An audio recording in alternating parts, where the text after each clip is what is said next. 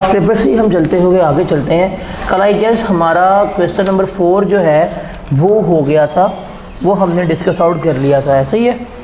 अब question number 5 करेंगे हम मुअज़्ज़म। इस तरह का सवाल है, काश स्क्रीन टच होती, कितना मज़ा आता। यहाँ पे हाथ लगा रहा होता, इधर आना पड़ता है बार बार।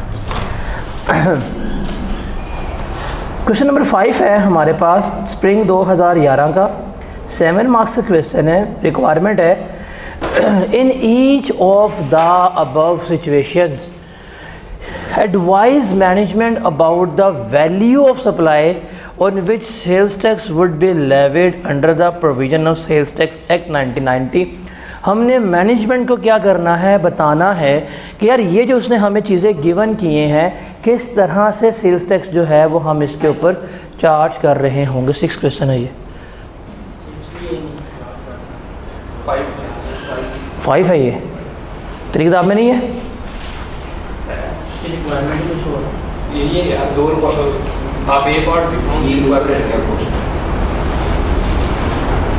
हजार दफ़ा गया बरार से दूर रहकर, हो गया ना असर। ऐसा चाय वगैरह पी के आ, या भरा हुआ सिगरेट पी के आ, सोया होगा सुबह सुबह। अब है जी, Samad corporation supply specialized material to various industrial concern. The company has entered the following transactions during the month of February 2011। ये उसने ट्रांजैक्शंस की हैं, हमने इसके बारे में बताना है कि वैल्यू ऑफ सप्लाई क्या होगी, सिर्फ वो बताना है। पहला है जी, मटेरियल की है, कॉस्ट उसकी 3 मिलियन थी। एग्रीड हुआ कि वो 1.5 मिलियन कैश में पे करेंगे और बैलेंस अमाउंट जो है वो इंपोर्ट कोटा में इस्तेमाल की जाएगी। मार्केट प्राइस जो है वो 3.5 मिलियन है। अब उसने क्या कहा है कि चीज़ 3 मिलियन की बेच रहे हैं, 1.5 मिलियन हम तुम्हें कैश में पे करेंगे, बाकी उतनी मालियत का तुम हमारा इंपोर्ट कोटा इस्तेमाल कर लो, हम तुम्हें इंपोर्ट करवा देंगे सामान। किसके ऊपर रिकॉर्ड करेंगे? अब ये इन कैश भी है, इन काइंड भी है। हमने पढ़ा था ओपन मार्केट प्राइस जो है वो हमारे लिए क्या होनी है, वैल्यू सप्लाई। अब मार्केट प्राइस कितनी आ रही है, 3.5 मिलियन आ रही है ना, तो हम वैल्यू सप्लाई किसके ऊपर रिकॉर्ड करेंगे, ये 3.5 मिलियन के ऊपर रिकॉर्ड कर रहे होंगे। उसके बाद है supply of material to DM limited at a discounted price of ₹6.8 million due to a particular relationship हम बनवाते हैं हमेशा। यहाँ पे भी क्या है, उसने कि एक मखसूस रिलेशन की वजह से उसने स्पेशल डिस्काउंट दे दिया 15% का, हालांकि नॉर्मल डिस्काउंट कितना है, 8% का। तो वैल्यू ऑफ सप्लाई क्या होगी? अब आप देखें, आप उसको बताएंगे। पहले आप थोड़ी सी अंग्रेजी लिखेंगे कि 7% डिस्काउंट जो है एडिशनल दिया गया है वो डिसअलाउ है। तो वैल्यू सप्लाई बतानी है हमने कितनी होगी, तो हम किस तरह कैलकुलेट करेंगे। देखें, ये 6.8 मिलियन जो है ये कितने परसेंट डिस्काउंट के बाद है, 15% डिस्काउंट के बाद है। तो इसको डिवाइड करें 0.85 से, आपके पास आ जाएगी ग्रॉस वैल्यू कितनी बनेगी, 8। और आप नॉर्मल कितना डिस्काउंट देते हैं, 8%। तो इसका 92% ले लें, क्या बनेगा, 7.36 जो है ये क्या होगी, आपकी वैल्यू ऑफ सप्लाई कंसिडर हो रही होगी। समझ आई? वो जो डिस्काउंट दिया था एडिशनल, उसे हम क्या कर देंगे, अनवाइंड कर देंगे, वो हम क्लेम नहीं करवा सकते। 6.8 मिलियन में बेच रहे थे 15% डिस्काउंट के बाद, तो 85 पे डिवाइड किया, हमारे पास टोटल अमाउंट आ गई, कितनी बनती है, 8 बनती है। That was the total price without discount, नहीं, हाँ, ये थी ग्रॉस वैल्यू डिस्काउंट के अलावा टोटल सेल्स। नॉर्मल डिस्काउंट कितना है, 8% है, तो 8% डिस्काउंट लेस करवाने के बाद कितनी वैल्यू बनती है, 7.36 बनती है। ये हमारी क्या होगी, वैल्यू ऑफ सप्लाई कंसीडर हो रही होगी। समझ लगी? फिर supply of 20 tons of material falling under third schedule, wholesale price 138 है, रिटेल प्राइस 150 है। हमें पता है रिटेल प्राइस के ऊपर डिस्काउंट नहीं होता, तो हम इसे किसके ऊपर ट्रीट करेंगे, रिटेल प्राइस के ऊपर ही ट्रीट करेंगे। ये 150 पर टन के ऊपर ही हो रही होंगी। ठीक है, समझ आ गई? क्या हमने सारी बातें पढ़ी हुई हैं? कोई ऐसी बात जो हमने ना डिस्कस की हो? वैल्यू सप्लाई में केसेस डेवलप करके हमने ये रूल्स पढ़े थे, आपके पास नोट्स में भी गिवन है। उसके बाद है list down the particulars to be mention on the debit note issued by the supplier in the event of change in the value supply. Sir debit note के जो पर्टिकुलर्स होते हैं वो हमने बताने हैं। कल के लेक्चर में मैंने आपको डेबिट नोट शो भी कर दिया था कि क्या होता है और किस तरह से हम उसको लेके चल रहे होते हैं। देखा था हमने एंटियन ऑफ बायर सप्लायर, वैल्यू कितनी होगी, नेचर कितनी होगी वो बताते हैं। Original invoice, revised invoice, difference ये शो किया जाता है। Reason of issues of debit note ये कल हमने देखा भी था। अगर आपको वो पिक्चर थोड़ी सी याद रहेगी, इवन मैंने वो कल कहा भी था कि इसकी स्क्रीनशॉट ले लीजिएगा। अगर आपको वो पिक्चर भी याद रह जाती है तो आपके लिए क्या होगा, आप ये 4 नंबर सिक्योर कर सकते हैं। समझ लग गई? अगर आपके पास नोट्स अभी इस वक्त मौजूद हैं, आप उनको फौरी तौर पे ओपन करके एक दफ़ा इसके पर्टिकुलर्स पढ़ लें ताकि आपको क्वेश्चन पक्का हो जाए, पेपर में भूले ना। तुम्हें तलखा नोट्स हैं सेल टैक्स के, तो निकाल लो।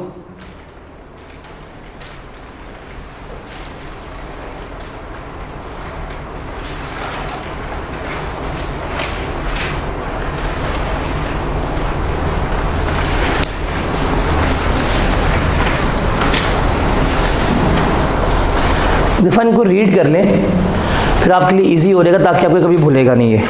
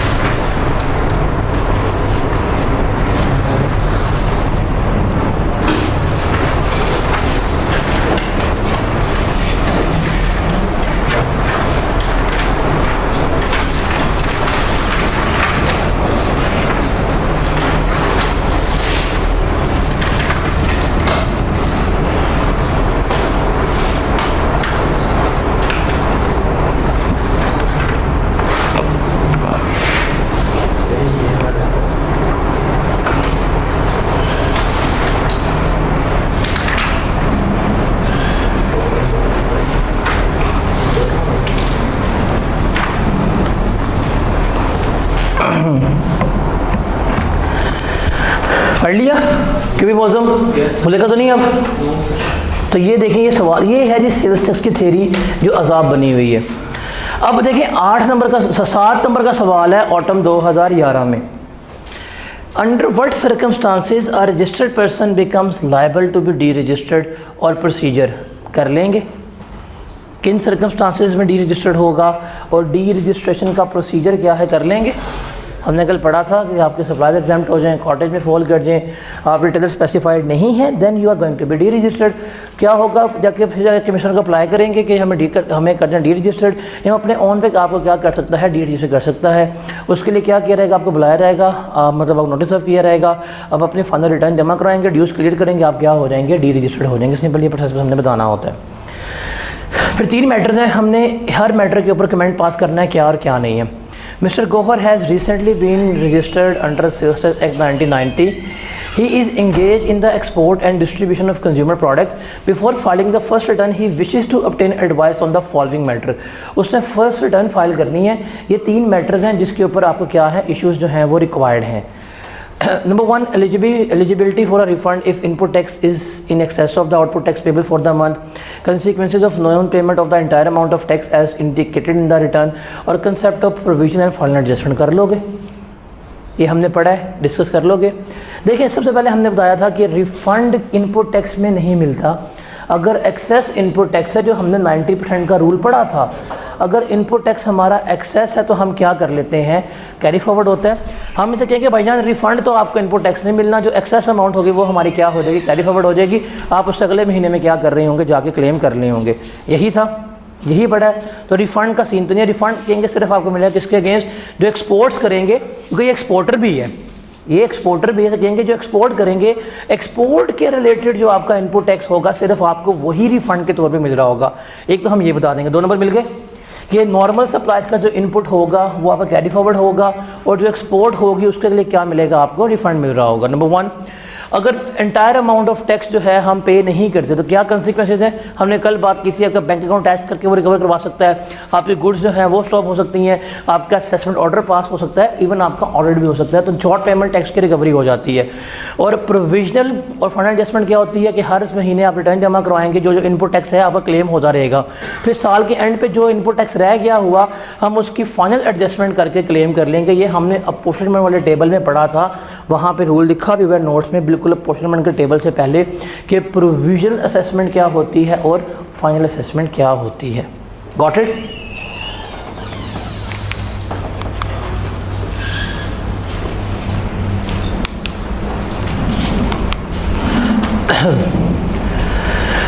क्वेश्चन नंबर 7 कितने नंबर का है? स्प्रिंग 12, 7 और 2 9, 14 नंबर की थ्योरी जो है वो इसने हमसे पूछी हुई है। आप लोगों से पूछ रहा है ऐसा टैक्स कंसल्टेंट, ये देखो जी टैक्स कंसल्टेंट बैठे हुए हैं, ये देखें टैक्स कंसल्टेंट मेरे साथ, मतलब यहाँ पे देखे भाग जाते हैं, क्लास अभी स्टार्ट नहीं हुई, अभी आप ऐसे मैं देखा था, जब आप यहाँ से देखे वापस भागे, इधर खड़ा हुआ था। गलती किसकी है? Who is responsible? हम लोग। और बनाओ ओपन हेमर, जाकर देखो तुम लोग की बारबी। एज अ टैक्स कंसल्टेंट हमने ज़ुमरद को एडवाइस करनी है इन फॉलोइंग मैटर्स के ऊपर। ये खड़ा हुआ था, ये गोल चक्कर के पास पीछे है ना, ये जो मॉडल टाउन का गोल चक्कर है के ब्लॉक का, तो वहाँ खड़े हुए थे ना, पता है इसका। कहते हैं the conditions need to be satisfied for the adjustment of input tax against the output tax liability. बताएं कि कौन कौन सी कंडीशंस जो हैं सेटिस्फाई होनी चाहिए। ट्रैक में नज़र आ जाते हैं सारे, तो यहाँ फिर रहे होते हैं ये मस्कीन सताए हुए आई कैप के डिप्रेस सोल्स। मतलब एक मजमे में जो सबसे डिप्रेस बच्चा वो कौन है? आई कैप का, सीए का स्टूडेंट। अब वो कह रहा है कहाँ लिखा हुआ है, हम सवाल भी बता रहे हैं, क्वेश्चन नंबर 5 है, रिक्वायरमेंट नंबर, उसको किताब नज़र नहीं आ रही, किताब खोल के सवाल पढ़ रहा है लेकिन उसको रिक्वायरमेंट नहीं मिली। तो इतना मतलब हाई बच्चा जो है नज़र आ रहा होता है, तो किसका कसूर है? तुम्हारा। तुम मुझसे क्यों मिले हो? वो मुझसे भी रोज़ मिलता है, मैं उसको अवॉइड करता हूँ। मैं सुबह आके जो सबसे बड़ी चीज़ अवॉइड करता हूँ वही होता है। है थे हों तो क्रैक होते हैं ना। सीरियसली किया मैंने, मजाक किया था यार। 5 घंटे सो गया है। You can't be like me bro.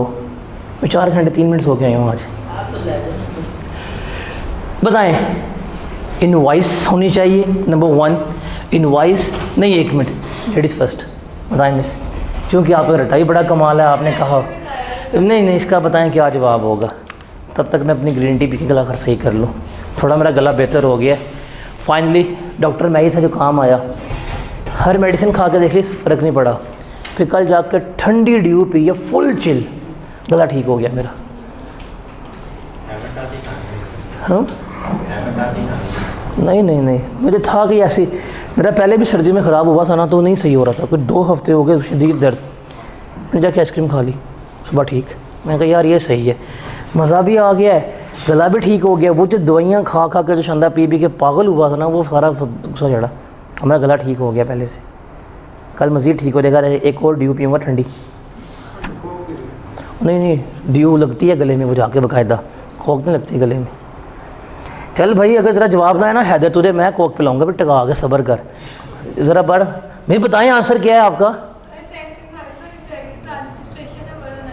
और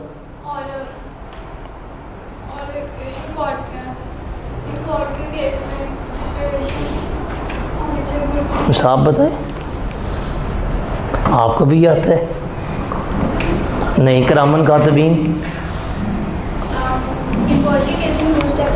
सीधा इंपोर्ट पे लोग क्यों घुसते हैं? अच्छा, और ऑप्शन से अगर आपने परचेजेस किए हैं तो ट्रेजरी चुराना और tax invoice billing area and name, और in case of electricity supply address and registration number. इतना रटा मार रहे हैं पेपर पास करने के लिए, उसका जवाब ठीक था। Muazzam, any 7 conditions in which input tax is not allowed to be adjusted against the output tax liability। क्योंकि मुअज़्ज़म कोई से 7 कंडीशंस, कोई से 7 पॉइंट जिस पे इनपुट टैक्स क्लेम नहीं कर सकते, कोई से 7 जो तेरा दिल करता है जा सिमरन जी ले अपनी ज़िंदगी, तेरी आज़ादी है तो 16 पॉइंट से सिर्फ 7 पूछ रहा हूँ मैं आज। चल तुझे एक मैं बता देता हूँ, फेक इन्वॉइसेस 5-6 रह गए तेरे पास। नहीं, गलत। इसको पता है फेक इन्वॉइस फ्रॉड डाल दूँगा चल देगा ना। चल तुझे एक और बताता हूँ, इतना मैंने किसी को आज तक ना ओवर जाके मतलब वो नहीं किया, प्रमोट नहीं किया। आपके अगर suppliers exam type input tax claim नहीं कर सकते, 2 हो गए, 5 रह गए। हाँ तो उसी से दोबारा पूछ रहा हूँ, कल भी इसी से पूछा था मैंने ये सवाल, आज भी उसी से पूछ रहा हूँ सवाल। 5 रह गई हैं बस। सर अगर आपकी जो आउटपुट टैक्स लायबिलिटी है वो कम है तो कैरी फॉरवर्ड हो जाएगा। चाय पिएगा? नींद तो नहीं आ रही? इसको ज़रा टेक्स्ट करना ब्रार को, 1 मिनट, कहना सर बुला रहे हैं, मेरा व्हाट्सएप नहीं चल रहा है इस वक्त, नींद तो नहीं आ रही? क्वेश्चन ध्यान से पढ़ ले मेरे भाई, अंग्रेज़ी पे फोकस कर। हाँ भाई कैसा है, तबीयत ठीक है? खाना खुना खा के आया, नाश्ता करके आया? जैसे नहीं पूछा तो करके आता, मुझे पता है। तो दरबार के पास तो रहता है तू, तेरा 3 टाइम में खाना फ्री में आता है वहाँ से, सारा पता है। हाँ भाई तबीयत ठीक है? पढ़ के आयो? अगला सवाल आपसे ही आना है। फिर हैदर हमारा भाई परेशान सोल बैठा हुआ, 8 घंटे सो के आया। कितने घंटे सो के आए हो आज? 7 घंटे 50 मिनट, वाह।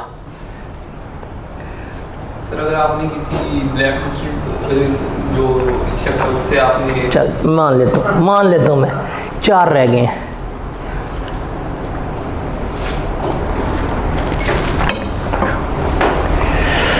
क्यों भाई बताएं कंडीशंस जिसमें इनपुट टैक्स क्लेम नहीं हो सकता है? कौन सी व्हीकल सही है, बट कौन सी व्हीकल्स?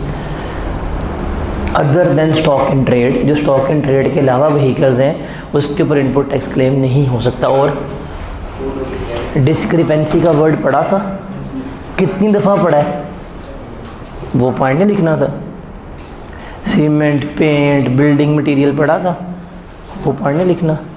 अगर 6 टैक्स पीरियड्स तक कोई इनपुट टैक्स क्लेम नहीं कर पाए, जो टाइम बार्ड हो गया है वो भी जो है क्लेम नहीं हो पाएगा, ये हमने पढ़ा था। कल भी मैंने आपसे मौज़ूम भाई यही सवाल पूछा था, आज भी मैंने यही पूछा है, कल भी यही जवाब था, आज भी यही जवाब था। कहाँ पे गायब है तू? किधर चला गया? बहती हवा सा था वो, कहाँ गया उसे ढूंढो। कहाँ क्या हुआ है? नींद पूरी है? नहीं पूरी? कि खाना खुना खा के आए हो? कोई परेशानी तो नहीं? सेट हैं बीवी बच्चे? मतलब इतने एब्सेंट तो नहीं है, बिकॉज कंसेक्टिवली 2 डेज़ में एक ही क्वेश्चन आपसे पूछ रहा हूँ, आपको आंसर नहीं आ रहा। That is shocking for me.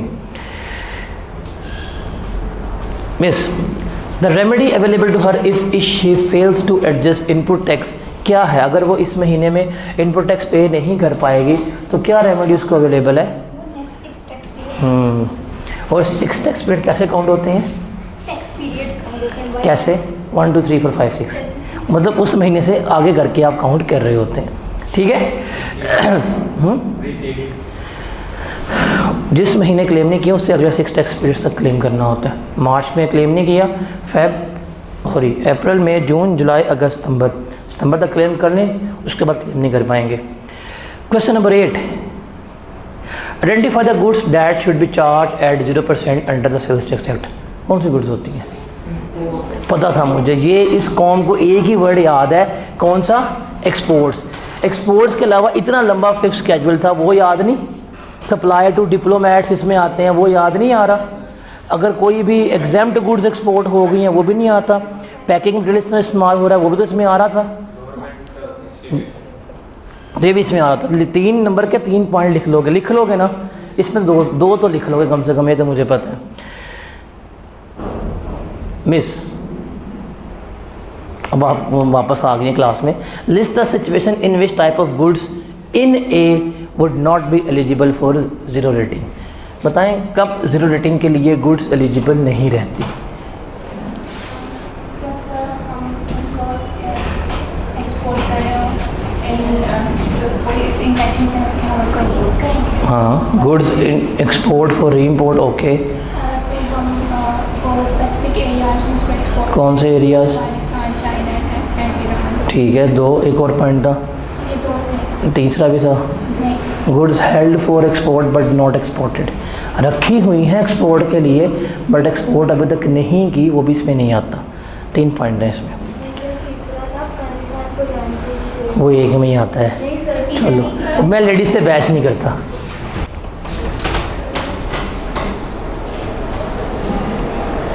Question number 9, चलिए हम हिसाब से पूछते हैं क्योंकि आपको याद आ रहा है। नहीं नहीं नहीं, मैं बता रहा हूँ। क्वेश्चन नंबर 9 आ जाए। Under the provision of sales tax act and rules made thereunder, identify the last date for filing of sales tax return in each of the following cases. हमने डेट बतानी है रिटर्न की। हमने कल पढ़ा था क्या होती हैं वो टेबल, मैंने कहा था लिख लें, उसने तो बीच में लिखा नहीं हुआ था, तस्वीर उसकी ले लेनी थी। अब है 1 अगस्त को सारा रजिस्टर्ड हुई है सेल्स टैक्स में, रिटर्न जमा करवाने की डेट क्या होगी? अगले महीने की 15 तारीख जो है वो उसकी क्या है, ड्यू डेट है अगस्त की। Fatima file the return for the month of July on 10 August. She want to revise her return to correct certain errors. अब रिविजन्स विद इन 60 डेज हो रही है तो अप्रूवल रिक्वायर नहीं, आप कर सकते हैं। अदरवाइज मैक्सिमम 122 डेज में क्या करनी होती है, जाके आपने रिटर्न करनी होती है रिवाइज। ये कल डेज पढ़े थे हमने। उसके बाद है Amna engineering limited is registered under sales tax act. AEL wants to file annual return, due date क्या है 30 सितंबर है, ये हमने कल पढ़ी थी।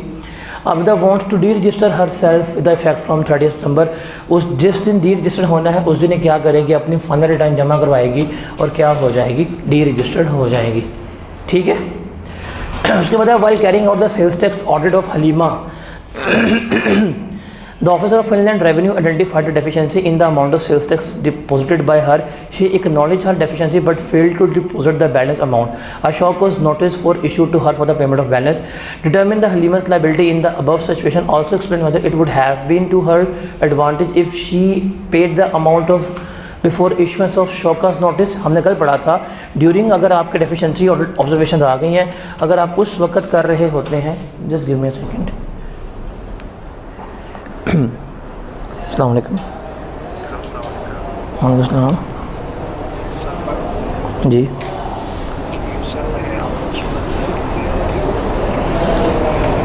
जी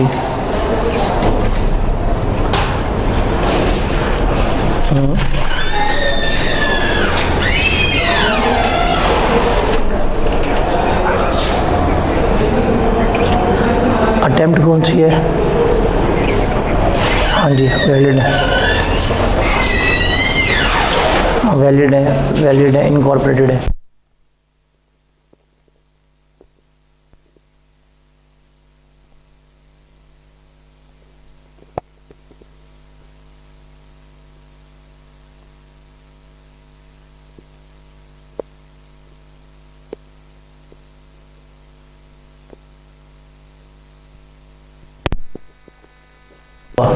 बिल हम बाद में पे करेंगे। यार एक इससे कहना, ऑफिस पर को चाय लेके आए मौसम के लिए, इसको चाय पिलाओ, ये होश में नहीं है आज। तो बताएं क्या इसका होगा, कर दिया स्टार्ट। हमने कल पढ़ा था ड्यूरिंग शॉक का, अभी शॉक का नोटिस इशू नहीं हुआ, अब कर लेते हैं। तो 25% पेनल्टी आपको पड़ेगी अलॉन्ग विद डिफ़ॉल्ट सरचार्ज। अगर शॉक का नोटिस इशू हो गया है फिर 100% पेनल्टी थी, इसमें 50% इनकम टैक्स में थी, इसमें 100% पेनल्टी है, इनकम टैक्स में 50% पेनल्टी थी। क्या हो गया? तो ये चीज़ हमने पढ़ी थी, ये 1 लाइन आंसर है। अच्छा, list the person who are required to be manufacturers who are considered to be manufacturers. हम पढ़ के आए हैं मैन्युफैक्चर कौन होते हैं, डेफिनेशंस जिसकी है वो हम देख रहे हैं, मैन्युफैक्चर की नहीं, मैन्युफैक्चरर की वो डेफिनेशन हमने यहाँ पे क्या करनी है, प्रोड्यूस करनी है। उसके बाद क्वेश्चन नंबर 11 है, identify the situation in which a registered person is liable to be deregistered. हमने पढ़ लिया हुआ है। State the steps involve in the case of deregistered on a person on his own initiative. अगर खुद से वो D registered होना चाहता है तो क्या स्टेप्स हैं, हमने ये भी पढ़ लिया था। अप्लाई करेगा, रीज़न ऑफ डिसकंटिन्यूस बताएगा, फिर क्या करेगा, अपना नोटिस गिवन करेगा और वो क्या करेगा। कोई जलने की स्मेल आ रही है यहाँ से इस चीज़ से, खैर एनीवेज। बारिश की वजह से वो देख तो ये हमने कल पढ़ लिया था। आप नोटिस देंगे रीज़न क्यों डी रजिस्टर हो रहे हैं, माइट भी आपकी जम सप्लाईज हो गई हो, कॉटेज में फॉल कर गए हो, या नॉन स्पेसिफाइड रिटेलर आप हो गए हो, फिर आप क्या कर सकते हैं, जाके डी रजिस्ट्रेशन के लिए अप्लाई जो है वो कर रहे होते हैं। उसके बाद है ऑटम तरह का सवाल, state the provision relating to maintenance and retention of record by registered person making taxable supplies. Records कौन कौन से मेंटेन करने हैं और कितने अरसे के लिए करने हैं, 6 साल के लिए करनी है। रिकॉर्ड्स का नाम लिख दो, purchase invoice, sales invoice, gate pass, inventory record, labour, सब कुछ जितने भी आपको 5-6 पॉइंट याद रहते हैं और साथ उसका नाम लिखने हो जाएगा। फिर discuss the rules relating to filing of electronic return. जो रिटर्न है कैसे फाइल करेंगे, ई पोर्टल पे जाके हम अपने रिटर्न फाइल कर रहे होंगे। ड्यू डेट हमारे पास होती है 15 तारीख तक, लेकिन 15 तारीख तक अगर हम अपना टैक्स जमा करवा दें तो 18 तक हम क्या कर सकते हैं, अपने रिटर्न जो है फाइल करवा सकते हैं। ठीक है, उससे रूम स्प्रे करवा लो, स्मेल ज़्यादा हो रही है। उसके बाद है जी क्वेश्चन 13। अच्छा वो समरीज दे दी थी इनकम ने, वो समरीज, उस समरी यूएसपी मुझे करके दे दो, अभी हम वो भी डिस्कस करते हैं। अगर यूएसपी नहीं तो मेरे बैग में यूएसपी पड़ी होगी, मेरे बैग में यूएसपी उसमें करके दे देना। उसमें से कुछ डिलीट नहीं करना यूएसपी में से। फिर है under the provision of sales tax act 1990 identify situation under which a debit note और credit note may be issued by registered person. कौन सी सिचुएशन है? सेल्स रिटर्न, परचेज रिटर्न 2 कर दोगे, हालांकि रिटर्न एक में ही आता है, इसमें 2 कर दिए। Cancellation of supply, value supply में कमी, क्वांटिटी में कमी हो गई, कोई भी ऐसी इवेंट जिससे इनवॉइस चेंज हो रही है हम इशू कर लेते हैं। Condition under which a registered person may file a revise return. Revise return कब आप फाइल कर सकते हो? जब आपको लग रहा है कोई एरर हो गया, कोई मिस कैलकुलेशन हो गई है, कोई टैक्स वगैरह नहीं लिख पाए, कोई इनवॉइस वगैरह मिसिंग हो गई है, तो इसकी वजह से आपकी मिस कैलकुलेशन वगैरह हो रही है, तो आप इस केसेस में क्या कर सकते हैं, अपनी रिटर्न जो है वो रिवाइज कर सकते हैं। हमने कल ये भी बात की थी। उसके बाद क्वेश्चन नंबर 14 देखते हैं। Under the sales tax act 1990 taxable activity means any economic activity carried on by person whether or not for profit you are required the activities that are specifically included or excluded from the above definition. Taxable activity की definition लिखनी है, that's it. पूरे definition जो ना taxable activities पैसा आपको कि कोई भी प्रोफेशन में काम कर रहे हैं, ट्रेड में कर रहे हैं, उसका पार्ट बनेगा। और एक्सेप्शन क्या थी, एम्प्लॉयमेंट वगैरह इसके भी नहीं आती, और वो जो आपने हॉबी के तौर पे काम किया होता है वो इसमें नहीं आता। तो 6 नंबर की डेफिनेशन है और 6 ही पॉइंट्स आते हैं, 3 हैं और 3 नहीं है। वो क्या करने हैं आपने यहाँ पर लिस्ट डाउन करने हैं। इसके बाद ये नहीं आया, इस अटैम्प्ट में माइट भी एग्जामिनर पूछ ले, माइट भी पूछ ले examiner. Under the sales tax act आप में से किसके पास पास नंबर की बुक नहीं है? है आपके पास? गलती आपकी है, हम तो देखें 2009 से कर रहे हैं। Under the sales tax act 1990 and rules made there under list the person who are required to be registered. अब देखें ये क्वेश्चन तब रिपीट होना शुरू हो जाएंगे कि वो लोग जो रजिस्टर्ड होने हैं, कौन कौन से होने हैं, वो कौन से रजिस्टर्ड होंगे, ये मुझे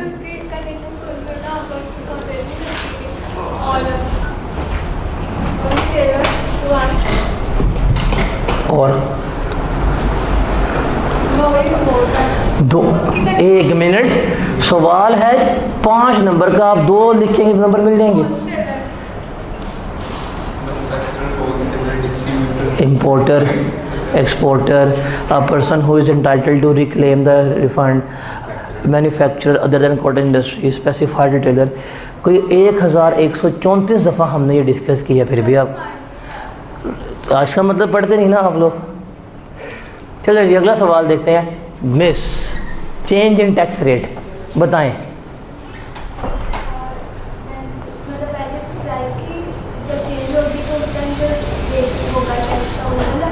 अस्तगफिरुल्लाह, अस्तगफिरुल्लाह, अस्तगफार। वैल्यू ऑफ सप्लाई चेंज होगी, अस्तगफिरुल्लाह,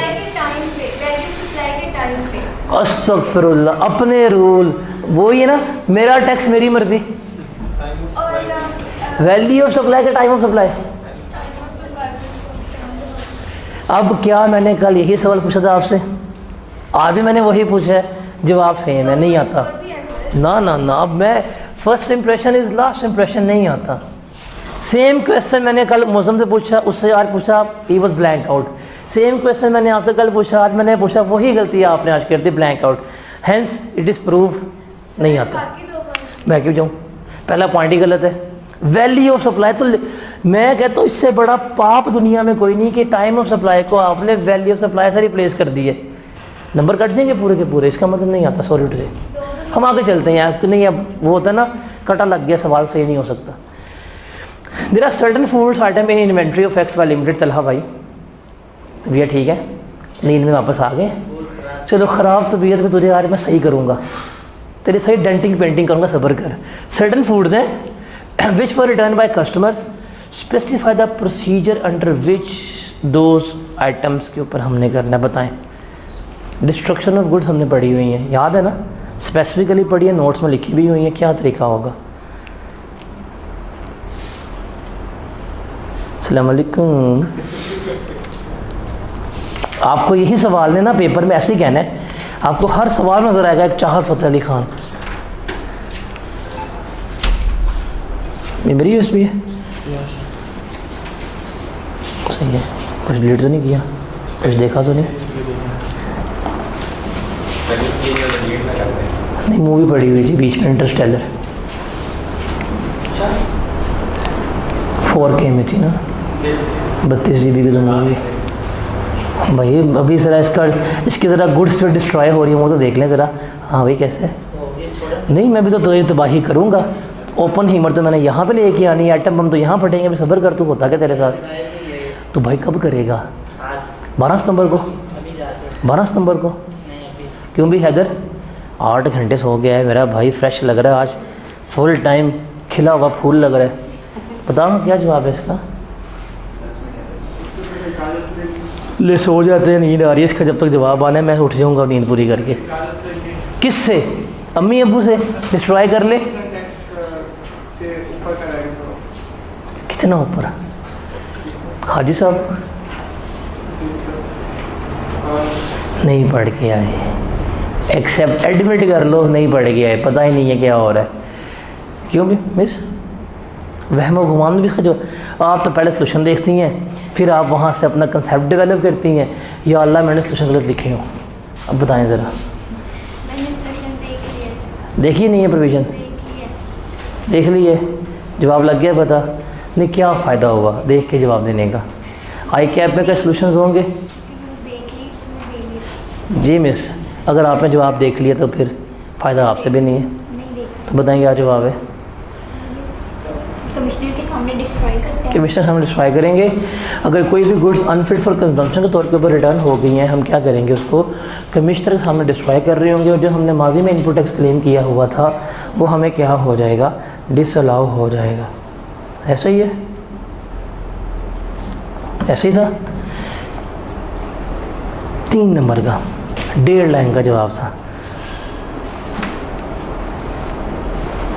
चलें भाई, अगर इसका या इसको भी मेरा भी सलाम कह देना, मेरा भी सलाम कह देना, सबके इज्तिमाई सलाम हमारा भेज देना, ठीक है।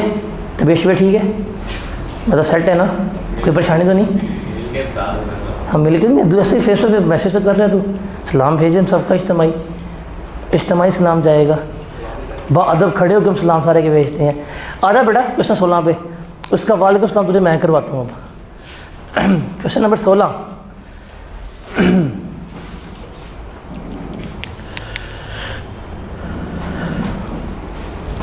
स्प्रिंग 15 में आया है, कितने मार्क्स का है, 6 और 3 9 और 4 13 नंबर मार्क्स का सवाल है। Salim is registered under Sales Tax Act 1990 and is engaged in the business of export and distribution of electronic appliances under the provision of Sales Tax Act and rules made thereunder. Advise Salim on the following matter. क्या करना है हमने सलीम को इन matters पे advice देनी है। Any 6 situations, Muazzam any 6 situations in which input tax is not allowed to be adjusted against output tax. अब तो बता दे, कब तेरा खून खोलेगा फैजलवा, कब तू बदला लेगा FAR 1 का, CMA का, PRC का, कब बदला लेगा, अभी बता दे जवाब क्या है इसका। सर सीमिट था, है सीमिट, अगर आप मारो मारो मेरे को मारो।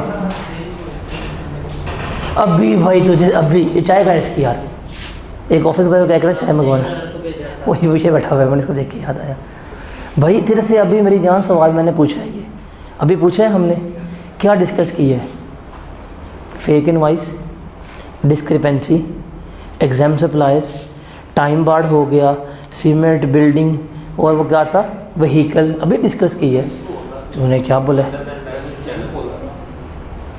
सीमेंट बोला था भाई वापस आ पढ़ के आ, इसको क्या कर रहे हैं?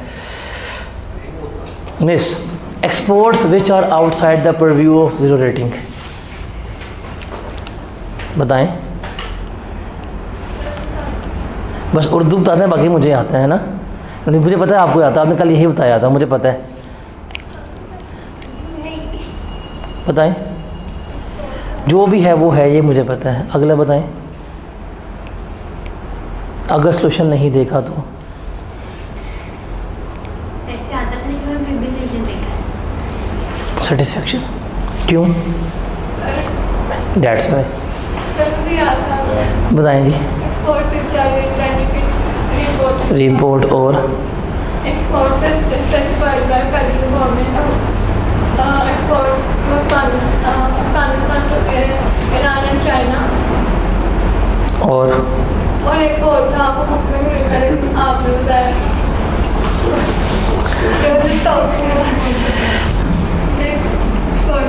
eligibility for a refund if input tax is paid in excess of output tax payable for a month। कब रिफंड मिलेगा? 90%। ओ भाई रिफंड की गल कर रहे हैं, कोई शर्म होती है, कोई हया होती है, कोई एथिक्स होते हैं, कोई ग्रेस होती है, कुछ भी नहीं है। रिफंड कब मिलेगा? सिर्फ मिलेगा against exports because he is exporter. Export लिखा हुआ है तो एक्सपोर्ट के अगेंस्ट जो इनपुट टैक्स है उसका इसको रिफ़ंड मिलेगा। और कितने दिनों में रिफ़ंड मिलेगा?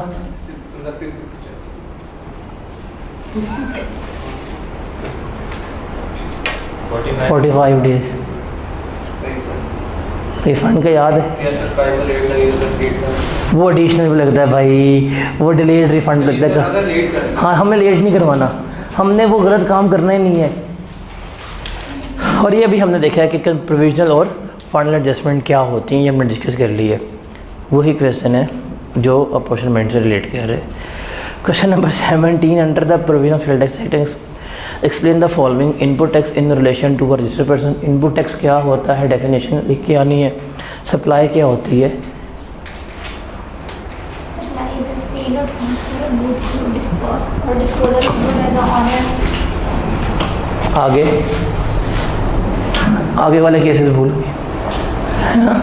Putting into personal use, Personal business and non-business use.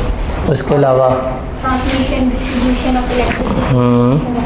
शाबाश, और Auction or disposal of. Yes supply की डेफिनेशन जो आपने लिखनी थी यहाँ पे 4 नंबर की है। उसके बाद है जी in the view of sales tax rule describe the procedure which may be followed by the both parties to give effect to the above price change. इस तरह के सिनेरियोज बड़े मज़े के होते हैं सेल्स टैक्स में, अब नहीं आ रहे आजकल में, आ सकते हैं। मज़े का सिनेरियो है कि हमने प्रोसीजर बताना है दोनों पार्टीज़ के लिए। क्या? Babar Associate, who is registered with the Inland Revenue Department for sales tax purpose, has supplied a heavy duty motor to Mubarak Enterprises on 1 month credit। 1 महीने उधार के ऊपर क्या दी है? मोटर बेच दी है। However, due to sharp decline in the petroleum prices, the price of motor has reduced by 10% in the local market. Upon request from the Mubarak Enterprise, Babar Associate has finally agreed to reduce the price of 8%। क्या procedure होगा बताएं? ये कहानी किसकी तरफ जा रही है मिस? कहानी किसकी तरफ जा रही है? ये सीधा, ना लेफ्ट ना राइट, सीधा पे गई है बस। ये किसकी सिनेरियो है? आपको वैल्यू सप्लाई से इतना मतलब क्या है? हर चीज़ में वैल्यू सप्लाई, और उससे रिलेटेड जो हर चीज़ में वैल्यू सप्लाई। ठीक है। So this is time of अस्तगफिरुल्लाह, अस्तगफिरुल्लाह, अस्तगफिरुल्लाह। ख्वाजा आसिफ ने कुछ कहा था एक दिन ना, क्रेडिट आ गया ना इस मंथ का। अपनी लॉजिक्स ध्यान से रीड करें ज़रा, क्या सिनेरियो बन रहा है। एवरीवन विदाउट सोल्यूशन ध्यान से रीड करें, सोल्यूशन नहीं देखना।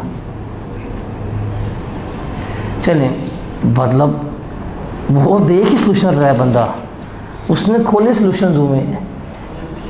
क्यों भी बरार, कैसे हो? तबीयत भी ठीक है? क्यों भी मौज़म, तबीयत भी ठीक हुई? हाँ होनी भी चाहिए, तुझे देख के मेरी ख़राब हो गई है। क्या इस सिनेरियो को रीड करके एक चीज़ आइडेंटिफाई हो रही है कि वैल्यू ऑफ सप्लाई में कमी हो रही है? हो रही है। अगर वैल्यू ऑफ सप्लाई में कमी हो जाए, अब ये कहानी पढ़ें, उसने उधार पे सामान बेचा, जिस दिन सामान बेचा था उस दिन इनवॉइस इशू हो गई थी। महीने के बाद जब पेमेंट करनी थी तो लगा पता भाई मार्केट वैल्यू गिर गई है। अगले ने कहा भाई कीमत कम कर दे, तो इतनी की चीज़ ही नहीं है, इनवॉइस इशू हो चुकी है। अब ये क्या कर रहा है, इनवॉइस में 8% से कमी लेके आएगा। क्या ये डिस्काउंट है? नो। ये किसकी बात हो रही है? डेबिट एंड क्रेडिट नोट की। Debit and credit note third point के decrease change in value of supply. अगर वैल्यू ऑफ सप्लाई में चेंज रहा हो तो हम क्या इशू करते हैं?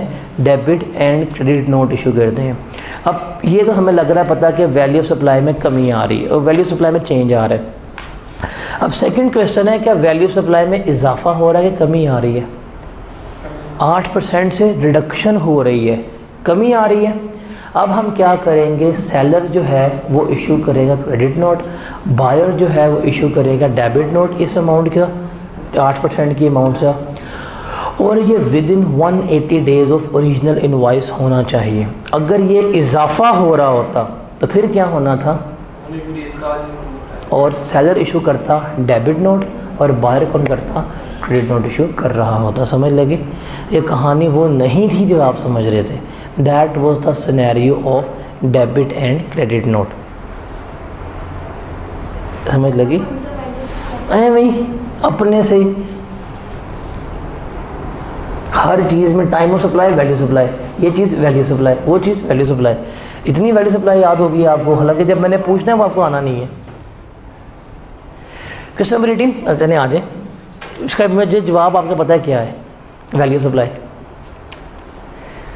Under the provision of sales tax act 1990 and rules made there under describe the following, how under such circumstances Inland Revenue may recover the amount of sales tax from a person without issuing him a show cause notice।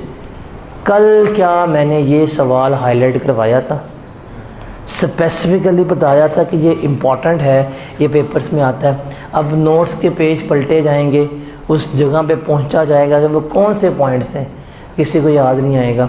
और हमने कल discuss किया था कि अगर कोई short tax पे हो तो वो विदाउट नोटिस क्या कर सकता है, रिकवर करवा सकता है। कैसे? बैंक अकाउंट अटैच करवा के, और जो सप्लाई ऑफ गुड्स है उनको स्टॉप करवा के वो रिकवर करवा सकता है। 2 पॉइंट हमने कल इसके डिस्कस आउट किए थे। यही से तलहा यही लिखा हुआ है, मुझे पता है, मैंने लिखा हुआ है।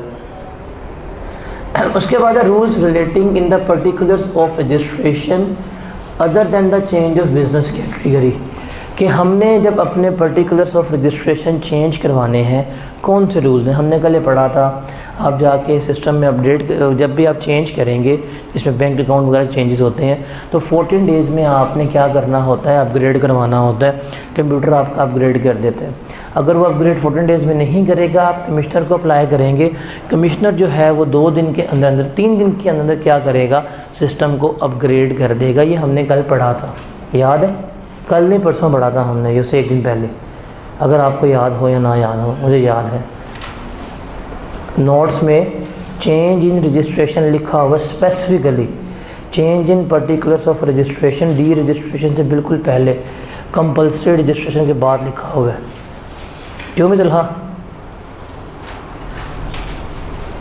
ऐसा है कि नहीं? What evidences a person may be required to submit if he is applying for registration as a manufacturer on shared premises? अगर आप शेयर्ड प्रेमिसेस के ऊपर हैं तो कौन से आपको एविडेंसेस जमा कराने पड़ेंगे, ये भी आपको बताया था रेंटल एग्रीमेंट। रेंटल एग्रीमेंट किराए पे लिया होगा, रेंटल एग्रीमेंट, जो मीटर कंज्यूमर नंबर है वो। उसके अलावा अगर शेयर्ड प्रेमिसेस है तो आपकी जो डिमार्केशन होती है ना, निशानदेही, वो भी आप उसकी जमा करवाते हैं कि इतना हिस्सा मेरा है, इतना हिस्सा उसका है, ये जमा करवा रहे होते हैं। उसके बाद क्वेश्चन नंबर 19 है, under the sales tax act and rules made thereunder briefly describe the concept of residual input tax, कि रेजिडुअल इनपुट टैक्स क्या होता है और इनपुट टैक्स क्रेडिट से इसका क्या डिफरेंस होता है, वो हमने क्या करना है, वो डिस्कस आउट करना है। Got it? समझ लगी? क्वेश्चन नंबर 19 ज़रा अपने पेजेस निकालें, मुझे लिख के दें ज़रा। As of now you have 2 minutes, लिख के दें। वीडियो पॉज कर लो, हर बंदा अपने निकाले ज़रा, लिख के दे रजिस्टर पे। इम्पॉर्टेंट क्वेश्चन है ये, इसको लिख के दें। ये साडी पहला, under the sales tax act and rules made thereunder briefly describe the concept of residual input tax and how it differs from residual input tax credit। residual input tax क्या होता है हमने डिस्कस किया था, ये वो टैक्स होता है जिसको हमने अपोर्शन करना होता है between taxable and exempt suppliers. और रेजिडुअल इनपुट टैक्स क्रेडिट क्या होता है, वो जो हम इनपुट टैक्स लेस करवा रहे होते हैं आउटपुट टैक्स से, वो हमारा क्या कहलाता है, इनपुट टैक्स क्रेडिट कहला रहा होता है। यही था। उसके बाद under the provision of sales tax act 1990 enumerate any 4 features distinguishing the concept of zero rating from exempt suppliers. 4 difference कौन कौन से होंगे? उसके ऊपर टैक्स नहीं है तो उसके लिए इनवाइस चाहिए, इसलिए इनवाइसिंग चाहिए, वो रजिस्टर्ड होगा या रजिस्टर्ड नहीं होगा, वो 5th स्केड्यूल में है, ये 6th स्केड्यूल में गुड्स आती हैं। ये तो रट्टे वाला सवाल है। Identify the records which are registered person making taxable supply is required to maintain at his business premises. और कंटेंट नहीं चाहिए, बस रिकॉर्ड बताने हैं कौन कौन से हैं, मतलब गेट पासेस हैं, परचेज इन्वेंट्री का, सेल्स का record, NTN number, gate passes, debit note, credit note, sales ledger, sales tax account, ये सारा कुछ हमने इसमें लिखना था। ठीक है। क्वेश्चन नंबर 20 है हमारा, under the provision of sales tax act 1990 and rules made thereunder identify circumstances in which, 2 circumstances हैं, a person is not allowed to reclaim or deduct input tax. ये कोई चौथी दफ़ा सवाल आ गया पास पेपर में कॉमन, कि बताएं कौन से सर्कमस्टांसेस हैं मौज़म जिसमें हम इनपुट टैक्स क्लेम नहीं कर सकते, कौन से हैं? सर सीमेंट, इसको सीमेंट ही लेके बैठ गया ये बंदा, वैस के तुम दुनिया में सीमेंट ही है, एडा तू रह गया बहरिया टाउन का मलक रियाज सीमेंट। सीमेंट के अलावा जहाँ और भी है मेरे भाई, वो कोई फेक इनवॉइस डाल दे, कोई एग्जाम सप्लायर्स डाल दे, फिर सीमेंट। चल तो सीमेंट शुरू कर, आज तेरा सीमेंट ही पहले लेके आ, तो मैं चल आगे चल। हाँ, और आवाज़ आ रही है? हाँ रुक जाओ। गाड़ी टाइम 8 हो गया, थोड़ा सोच के जो बताया। गाड़ी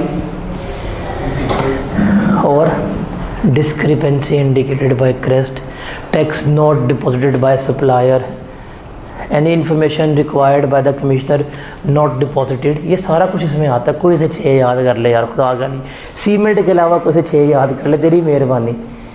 अगला था जी, registered person liable for deregistration, ये भी हमने मल्टीपल टाइम डिस्कस कर लिया। आप गौर करें, अभी तक हम पहुँचे हैं 2017 में। कुछ ऐसे क्वेश्चन हैं जो कॉमनली रिपीटेड हो रहे हैं, जैसे डी रजिस्ट्रेशन हो गया है, इनपुट टैक्स किस में क्लेम नहीं कर सकते, टाइम ऑफ सप्लाई क्या होगा, चेंज इन टैक्स रेट क्या होगा, और फिर वो ज़ीरो रेटिंग की जो एक्सेप्शन है। ये कुछ 4-5 सवाल हैं जो कंटिन्यूसली क्या कर रहा है, वो पूछ रहा है। फिर है जी, on 2 June 2016 Abid limited inadvertently, गलती से टैक्स इनवॉइस उसने इशू कर दी है और सेल्स टैक्स जो है था 25,000 का, उसने 45,000 ले लिया। द एरर नहीं, हाँ सेल्स टैक्स उसने 25,000 का ले लिया, हालांकि एप्लीकेबल सेल्स टैक्स कितना था, 45,000 था। Error was deducted on 15 February 2017 after expiry of 180 days. Advise Abid limited in the light of sales tax rules 2006। क्या होगा?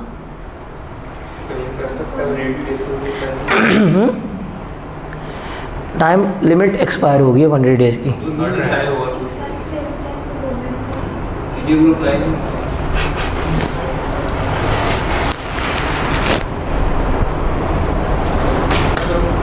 कहानी फिर ये किसकी है? डेबिट नोट और क्रेडिट नोट की है। 180 डेज की ग्रुप लाइन 100 डेज़ का रूल अप्लाई क्यों नहीं होगा? क्योंकि वो बिकॉज टैक्स था 45,000, इसने कितना लिया है? 25। टैक्स ज़्यादा पे करना था ना, इसने कम पे किया है। तो गवर्नमेंट कहती है अगर टैक्स ज़्यादा पे हो रहा है फिर ये रूल अप्लाई नहीं होगा 180 डेज़ का, आप इसे क्लेम कर सकते हैं। कैसे क्लेम करेंगे? आबिद लिमिटेड क्योंकि सेलर है ये इशू करेगा डेबिट नोट, और परचेजर है वो क्या इशू करेगा? क्रेडिट नोट इशू करेगा, और ये क्लेम हो सकता है। डेबिट नोट क्रेडिट नोट का एक्सेस टैक्स कलेक्शन कहाँ पे इसमें आता है? कहाँ पे इसमें एक्सेस टैक्स कलेक्शन है? वो हाँ ऐसा ही होता है, ऐसा ही होता है। जो कम हो रहा होता है वो क्रेडिट नोट इशू करता है। अगले चलते हैं 21वें। कितने नंबर का सवाल है? 3, 6, 10, 14 14 मार्क्स का थ्योरेटिकल क्वेश्चन आया है 2021 में। Zubair has recently been registered under the Sales Tax Act 1990 and you are required to advise him on the following matters: types of export which are outside the purview of zero rating। मेरे ख्याल से कोई 5वें दफ़ा discuss कर रहे हैं, ये वाला कॉमन क्वेश्चन है। Eligibility for a refund if input tax is paid in excess of output tax payable for a month, ये भी हमने रूल्स पढ़ लिए हुए हैं। The condition required to be fulfilled for filing a revised return, revised return की condition क्या है? वॉलंटरी रिवीजन जो है 60 दिन में हो सकती है। अगर आपका सेल्स टैक्स पेबल बढ़ रहा है या इनपुट टैक्स कम हो रहा है तो आप फिर भी कर सकते हैं। अगर उसके अलावा जो है आपको कमिश्नर की अप्रूवल लेनी पड़ेगी और 120 डेज़ में रिवीजन हमने करनी होती है। हाँ ऑडिटेड डॉक्यूमेंट इसमें नहीं होते, वो इनपुट टैक्स वो इनकम टैक्स में होते हैं। उसके अलावा प्रोविजनल एंड फाइनल एडजस्टमेंट, ये भी अभी आपने लिखा है, दोबारा है। How to deal with the change in rate of tax during the tax period, ये भी हमने कोई 7वीं 8वीं दफ़ा पढ़ ली है कि टैक्स रेट चेंज होगा तो कैसे लिखना है। कैसे लिखना है? टाइम ऑफ सप्लाई जो एप्लीकेबल होगा इंपोर्ट के केस में जिस दिन गुड डिक्लेरेशन है, और इसकी 2 एक्सेप्शंस थी। क्या? अगर डिक्लेरेशन एडवांस में जमा करवाया हो तो डेट ऑफ मैनिफेस्ट, या अगर वेयर हाउस से क्लियरेंस नहीं हुई 7 डेज़ के अंदर, उसके बाद जो भी डेट पे हम क्लियरेंस कराएंगे उसके मुताबिक हम टैक्स चार्ज कर रहे होंगे। स्प्रिंग 18 इसको 18 कर लीजिएगा, 17 नहीं है, और उसको 2 को 3 कर लीजिएगा, 2% को। List the exception of the following general rule where the taxable supply are made to a registered person who has not obtained registration number, they shall be charged, levied and paid the further tax at a rate of 3% in the value additional to the normal rate of 17%। इसकी exception क्या है कि इनके ऊपर 3% tax charge नहीं होता? कौन बताएगा? Electricity, Raw material,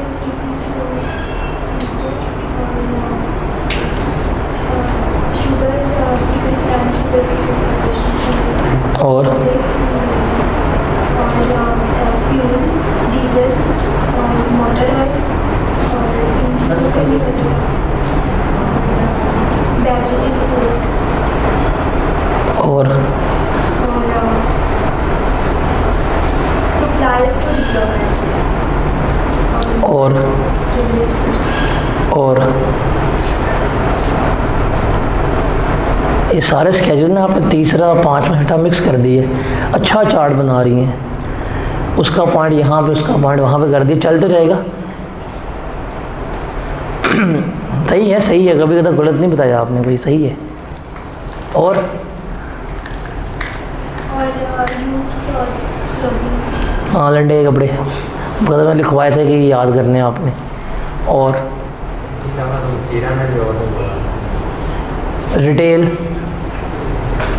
retail items के ऊपर चार्ज नहीं होता। Supplies to directly end consumer के ऊपर चार्ज नहीं हो रहा होता। Supplies to government, semi government department या स्टेचुटरी बॉडी के ऊपर फुल टैक्स चार्ज नहीं हो रहा होता। डायरेक्टली एंड कंज्यूमर को अगर हम चार्ज करते हैं वो भी नहीं। 3 नंबर का कुछ 4 से 5 पॉइंट लिख दें सही वाले जो इससे रिलेट कर रहे हैं तो नंबर मिल जाएंगे। उसके बाद है जी goods exported shall be charge to a rate of 0%। इसकी एक्सेप्शन क्या है?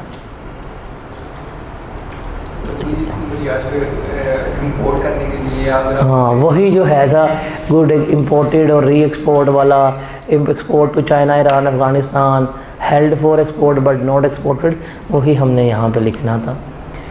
फिर टेम्प्रेरी रजिस्ट्रेशन क्या होती है? Briefly discuss the right, obligation and responsibility of a person who has obtained temporary registration.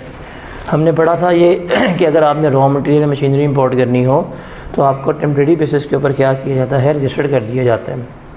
Process क्या होता है? जब जाके आप अप्लाई करते हैं, अप्लाई करने के बाद जो है वो क्या होता है, 72 घंटे के अंदर अंदर आपकी एप्लीकेशन जो है वो एक्सेप्ट हो जाती है।